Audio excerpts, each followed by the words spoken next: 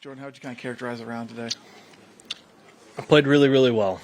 I didn't make anything to start, and then I got a birdie to drop on 7, and I made a nice par save on 8, and it felt like the lid came off, and I putted well from there. But I was 1 over through 6, and I'd missed one green and only had one birdie putt outside of 15 feet, so it was a really good ball striking round.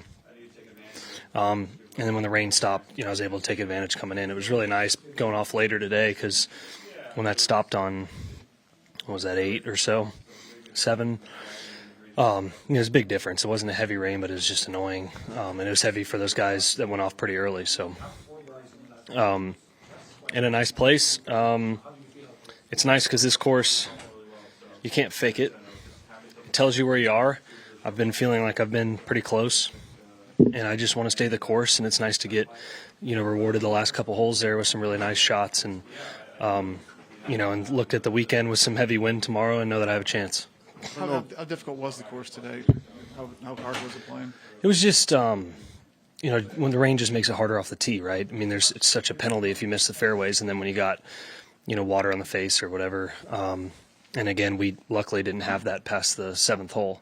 So it became pretty scoreable as we started to finish the round today, as long as you were finding fairways. But tomorrow it'll be a different story with the pins that we're seeing. And ideally I can get off to – last 2 days I got off to a really bad putting start both the last 2 days. It'd be nice to see one go in early and kind of continue what I finished with today. As far as par saves go, where does 11 rate for you? It was good. I got really lucky on the lie I had after the third. It was sitting really nicely, and if it had gone another yard, I couldn't have hit it high because that would have been under the tree. And the lie was good, and the greens were a little softer. And so all in all, it was a really good save, just to not have to make a long putt or anything. But it was walking over there. That was as good as I could have asked for. Did you take the drop so you wouldn't have to chip out? How's that work?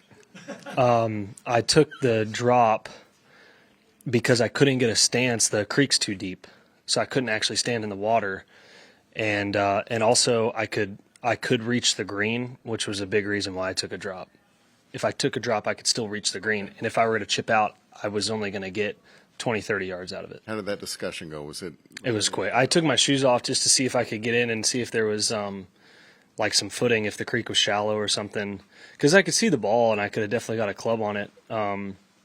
It was, off the tee. It was just hanging. It looked like it.